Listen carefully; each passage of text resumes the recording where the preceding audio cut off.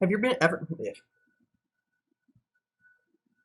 have you ever wanted to make things transparent when you're making mods? Well, that's what this is going to hopefully teach you how to do. I'm continuing my tutorials, and I'm going to do a couple to lay down a groundwork in order to make things more understandable. So I hope that you learn a little bit. We're going to do a little bit of material and shader editing. Don't be too spooked by that. It's not too complex. But so to start off, I have this Charizard model. I'm going to be doing some edits to him, but to understand how transparency works in the game, we need to understand how the game thinks about transparency. So in Brawl, there are two types of transparency that I've masterfully written down here. So in this brush, you can see that no matter what color I put on, it bleeds with other things that are there. So if I have green on top of red or whatever color, you can see through it. That's the point that we're making here, is that you can see through the brush, but not 100%, if that makes sense. So you can partially see the other colors underneath. This is soft transparency. And the opposite of that would be hard transparency, where it's a basic 0 or 1, can you see this, or is it invisible? And the game can work with both of these. Soft transparency, as you can hopefully see here, is a lot more complex than hard transparency. Both are texture-based, and we're going to see how to edit those and make those for models. So I have this Charizard. I have a couple textures here. I've got, where is it? This is a hatch texture I just downloaded. It's still got the Shutterstock logo on it. But it should help us to see hard transparency, because for the most part this is hard transparency, where the white parts are visible and the black parts are not. And so any black and white image that you see like this is a mask, and you have to think of it as an on-off switch. Okay, so if we have an image here, imagine this is an image with a blank background. If I've got this black, it means that it's off for the mask. So whatever you're using this texture for, black means don't do it, and white means do it. So for example, if you have a reflection, it would show up where the white is, and if you have the black part here, it would not show up there. Same thing, you can draw custom shapes and stuff with this. This is how spec maps are done. Same thing works for transparency. Wherever it's white, it will show up, and where it's black, it won't show up. That's the basis of how this works. For this, all you have to understand is that the black parts are not going to show up, while the white parts will. I think you do need I8 for this. Yeah. So re-encode I8. Or I4. Honestly, it's just a quality difference. So we're going to go back to the body here, when we're going to add a new material to his shader, and we're going to call this hatch. It will be called whatever you want it to be when you import it. For this texture, though, you can see that where those black parts of the texture were, it's transparent now. There's nothing there. This is what we want. Of course, if we go to the model, it's not going to show up. So I can, now that I have the texture, though, I can. So in here we've got where the model is, or the settings are. Sorry, and we have here the model. So in order to make this transparent, we are going to go to the shader, use the shader 0. And now that we have two textures, we need to tell the shader that there is a second texture. And I'll do that by going into texture ref 1 and turning it to true. So now it knows that there's going to be two textures. It doesn't know what to do with it yet, but it knows that there's two textures being used. So this is how a basic character shader works, is it's got these three parts. This first part is all that you're actually seeing. These two second parts are just for moveset stuff.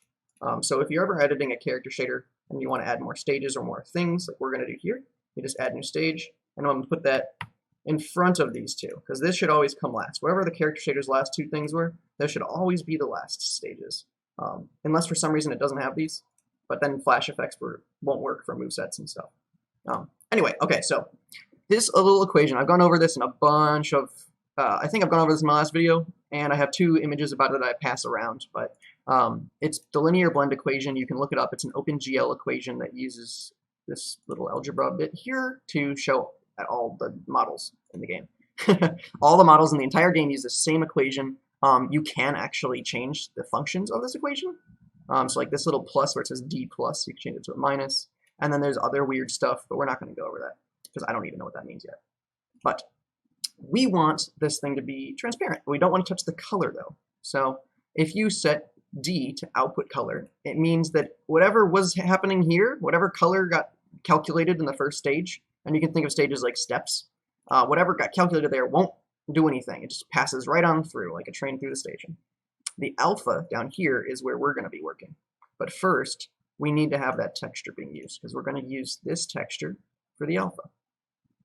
So I'm going to go back to the stage we were on, turn it to true, meaning we're using that texture here, and we're setting the texture we're using to 1, which means 0 would be the first one, and then 1 would be the next one. So we know we now are using a texture, and we're using this hatch texture, and we're going to make it the alpha by just changing D to texture alpha. And you can see here nothing has happened because we have to do a little bit of material settings. But all we need to do is go back to body, change this setting up here. Well, let's go over what this means first. So alpha function is basically a texture-based exclusion. And I'll go back and paint here. So let's get rid of that red. Okay, so what this means is, this little setting here is whatever, I'll draw a thing here. So this we'll call A, and this we'll call B. And this is a pixel transparency slider. So what it means is anything that's, if I have like an image, right, or a pixel, and it's, this, whatever this red is, this is 100% visible, right? But let's say over here it's less visible or whatever, I don't know. It's, it's less visible here. If we move this A slider past where it's transparent, then it will just get rid of all those pixels. So anything within this A to B range, now here, will show up. So to put that in practice, what I'm saying is, if you set this to 128, which equals 50%, and then put this greater or equal, and then this to 255 less or equal, it means that any pixels that are 50% or more visible, aka, black and white, will show up, and it will get rid of anything that is less than 50% visible. So now we have working transparency on that texture. And you can use this however you like. Like if I go to the texture here, I could change these settings where this is going to be camera, and it's going to be on the normals. So now I can have it being camera-based transparency, so this will slide around. If I like re-preview, sometimes you have to re-view it again. Yeah, so like you can see, if I slide this around, now we have camera-based transparency, but these are the only settings you really need for transparency on the model. So you can mess with the texture settings all you like to have them use whatever type of setting for how the texture is used, but this is how you do hard transparency. So let me just make this normal again. Yeah, that's all fine. 0 and false. Okay, so now that we have this, if you wanted to make it proper, obviously the one thing that's missing is if you're seeing through his body, you want to see the inside of the, what's past him. Because if you notice, you're not seeing the other side of Charizard, even though his body is there. So I would go down to Cull, and I change that to Cull None. And that makes it so that any surfaces that are previously hidden by his body now show up. Because normally games don't render the back sides of things. But now you can see he's kind of like a cage guy. And yeah, hard transparency is very simple, and it's the best way to do transparency if you can. It's really good for models where you have like pixel art transparency and things like that. But now let's get into the hard part. So soft transparency is a whole nother beast. These settings are not as relevant for soft transparency. You basically have to start from scratch again. But it is kind of similar. It's similar in principle. So let's go back and change this hatch texture to clouds. So I've got this, and if you notice, there are no transparent pixels here. I'm going to change this to I8. So since this gray is more than 50%, white to black, it's going to show up. Oh well, for the most part, there might be little bits there that get hidden. but it's not going to be soft like how we want. Like, you know, you want Charizard to look like a cloud. That's the point of this soft texture. So we need to go back in here and change some settings. So I'm going to clear this, return it to what it was, which always. So now we have to do a little bit of different settings. The shader settings are fine. Those can stay the same because all we're doing is having used that texture as the alpha. And so if we want to use this 50% kind of thing working here, we have to do a couple things. First, blend has to be set to true. XLU material to also be true. So when you turn a thing to XLU, you want to copy that change in the object itself. Set this to XLU. For now, I'm going to change this culling back to how it normally is, which is inside. And we also want this to be set to false, which is the normal way models are usually handled. So this is base settings for him being transparent. I know it doesn't look that good. And the reason for that is that if you notice, if I like do this, so right here in the back of his head, there's more of his skin technically being rendered by the camera. Even though it's being hidden by this partially, it will still show up. And when you turn this cull setting to none, you have a lot more faces being rendered, and it just gets a little buggy, which is why it looks all like splotchy. These are the test planes that I was showing earlier. If you look at this, this does not have any overlapping surfaces, this little like plane here. So it actually is perfect for this setting. You want depth update to be true for any flat things going on top of models. Like if you have glass or glasses, or like, you know, what is a good example of something that's transparent? Like hair. Hair is perfect for this. So if this is like a plane of hair, you want these settings that we've gone over here. However, the reason I curved this model here is to show the same thing that Charizard's experiencing, where like this plane right here is having trouble knowing how transparent it is. Basically, anything that overlaps itself, you want to be careful with this setting. I normally would use some type of trick to make it so that it doesn't overlap itself as much as possible. But when that's not an option, you just have to kind of work with it. Okay, so we've updated the hatch to this image here. So you can see also the mapping is terrible on this. I know, it's because it's on the default mapping. If you really wanted, you could turn on like projection mapping. So like we could do that. Projection, then you want this to be to geometry. And it's true. And so if I go ahead and review this guy and go down to, is it polygon 0? Yeah, let's see here. We want texture 1 identity to be true, and same for these. So then also when you turn on projection, you need to reopen this, but yeah, so now you can see if you've got projection with like a flat type of mapping, you can mitigate some of these transparency issues. It does create a really wonky looking material. Like I don't know why you'd want to use this most of the time. I just usually use this type of thing for testing. But if things line up, it makes it harder to tell where the transparency is not working. Okay, so I've made a new texture for Charizard. It looks like this, and this one is a little bit of soft transparency, and this one's hard transparency. And you can see in Photoshop, I just put them his body and where his wing is.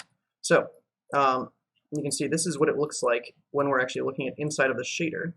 So like his wing has some of this hard transparency, and the body here has some of it.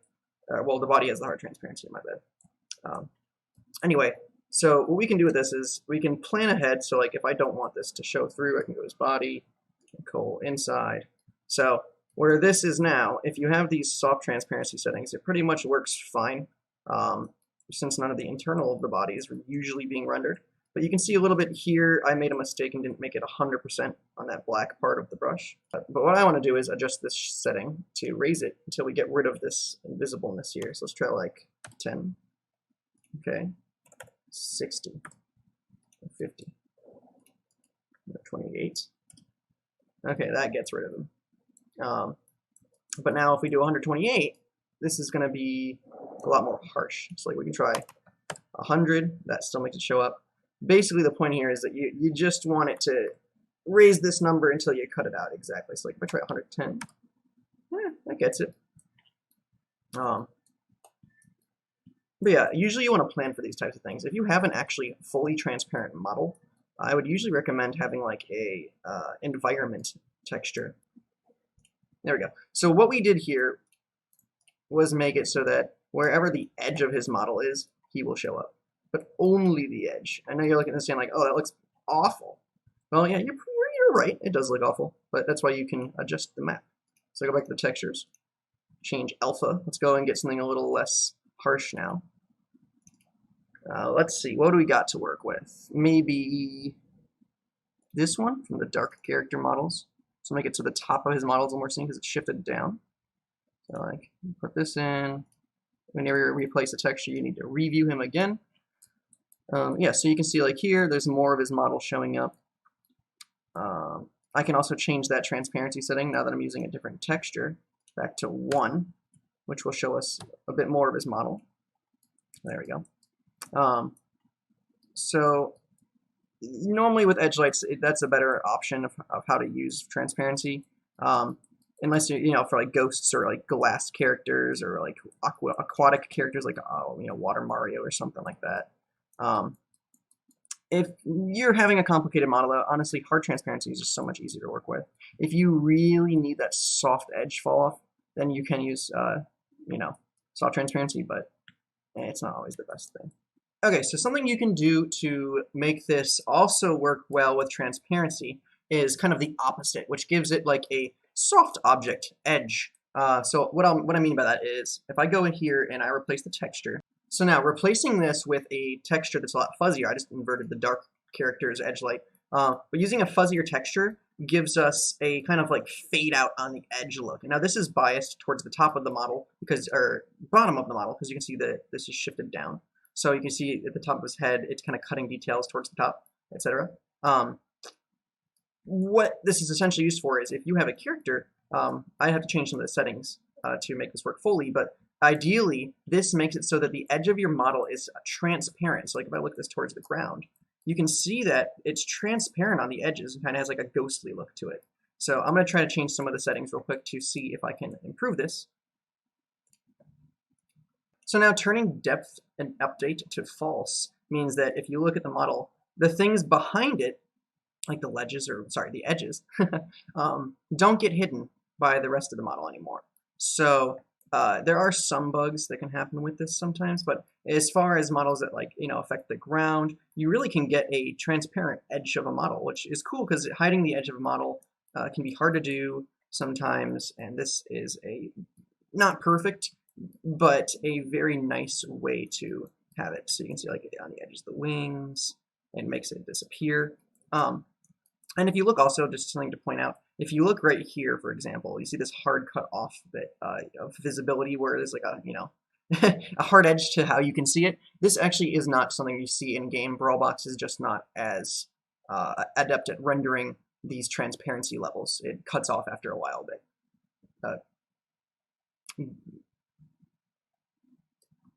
But you can turn another way, so you can turn depth update on again. And then if I go back up to these settings, if I raise this, like let's say 64, it cuts out more of the model, but it also makes it so that when they overlap each other, you're seeing more of it. So like if you look right here at his eyebrow, so I turn this to 1, you can see that it is making a softer edge, but it's also hiding this object where the soft edge is, which doesn't make much sense to our eyes. So like if I turn this to 128, you can see it's just basically the same thing as having hard transparency. But so you just want to adjust this setting a lot to kind of fine tune where you have your visibility edges, and of course also test this in game between any major updates to how you make it look. So the last thing I want to go over is how to do graphic effects like fire or Captain Falcon's punch, related things like that, and how transparency for those work. So here is a model I have of some fire. And I know you're thinking it looks kind of like well, it's got a lot going on. Let's talk about that later. But this method is used for anything with lights or like any kind of sparkles or etc. that you want to do. And this is also how the game handles graphic effects for characters like lasers, etc. Any type of lights that get added on and are actually light sources are treated differently. So you can see with this, it looks really bright, but the way the game renders it is based on having a black background. So if I do viewport and set the back color to black, that is how the fire will actually look in game. But when it gets overlaid to other things, it gets brighter because it's a light source. That's called additive lighting. So this is actually a custom model I did to test out these types of materials. It's got a lot working on it. There's some projection mapping. I'm going to turn that off just because it's a little extra. So I have this one on projection. Is it, yeah, texture 1. So if I can delete this and then delete this. So now we've got, this is basically how you'd have a normal fire model. And I'll go, however, how to make this from scratch. The main difference is that if you look in the materials here, we've got, this is still set to what you'd have for like, soft transparency settings. There's no cutoffs for the pixels. And instead of having this normally, what it would be inverse source alpha, which means it's now treated as a normal model. You can see it's negative or subtractive lighting when it gets added on top of each other, or replacive, whatever you want to call it. One is additive, in which that changes the model to be a brighter source. This also does fix the overlap problem with the model. However, it also makes them really bright, so don't use this for characters unless they are literally made of energy or something. Okay, so this is that same fire model, but it has been re-imported, so all the materials are from nothing, basically. And we want to reinstate these settings so that it looks good. So first you can see, basically the way that this works is, I'll do view. So this is basically a plane, and it has whatever shape I want it to use, so like, a curve in this case. And then I just create one plane going on along it horizontally and one going vertically, so it creates like a plus shape. Then I have some settings, so like I have some vertex alpha, so that is making it disappear out here at the top. And if you want to see how to edit vertex colors or alpha, I have tutorials on those. The idea though is you want to make your shape, and then you want to have a plane following each axis of it. And then towards the top, you make the vertex alpha go to 0. So what I'll actually do is I'll make that visible real quick, the materials. So you can see here, this is how the alpha works for it. So this, at the end here, I have it as black. And what this does is if you animate the texture, it actually can flow and it will always disappear there. So you don't have to worry about texture slides, like making it look weird when you're animating it. So what we want to do to make this work is we basically just want to have that texture applied onto the model, and then we want to make it add as a glowy source. So I'll show you how that works now.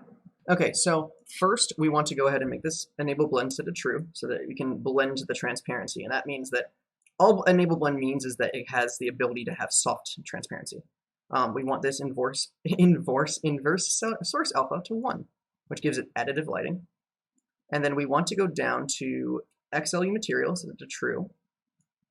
And then for the depth update, we want it to be false, but we don't want compare before texture to be true either. So it's just, it looks like it's adding all that light onto each other. But it's still shaded by the stage. You can see like where this is here, it looks kind of weird. So we want to change that in the shader. So right now we have this as just a blank shader as whatever it was. I used the default before, it doesn't really matter though. What we do want is we want raster alpha times texture alpha, which is good. And that means that wherever that, that before that black part with the vertex alpha, that will erase everything because it's multiplying together. So if it's 0, doesn't matter how bright the texture is, it will end up being 0. Where it's white, it shows up. So that's good. For the color, we want this actually to be the raster color. Where is that? Raster color.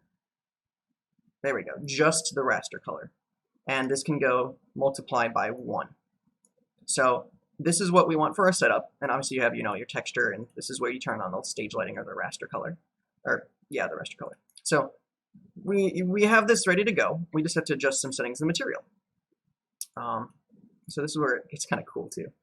You want to go into light channel 0. This is basically how the stage lighting interacts with this model.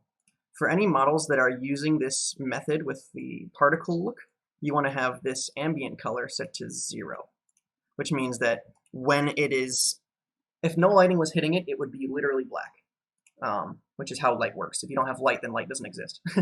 And then for this material color, you want it to be the full brightness of whatever color this fire is. So it has like orange, whatever. And then you want this set to register and false. And for the alpha, it is set to false and then vertex.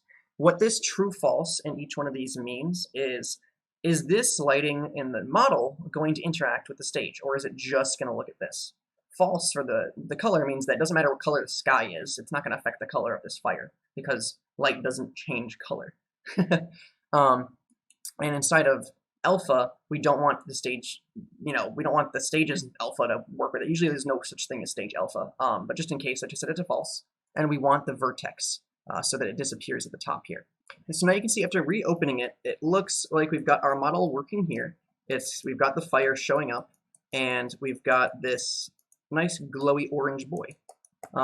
So if you want to be able to test your fire after you have it done, all you have to do is go into the previewer, look at the SRT, make one that just, moves the texture over like maybe 2 seconds or so. And then if you play it, you can see that it flows up and it disappears up here and it adds on to stuff. So as it overlaps models, it will have a nice old fire glowy effect that adds on to it. And so if you want to test out some of these models, I have a big resource folder if you're in the custom Brawl modding Discord. You can check in the resources there. Otherwise, I'm just going to post this fire model in the description, and you can check it out there to see how this part is done. I hope you guys enjoyed the video.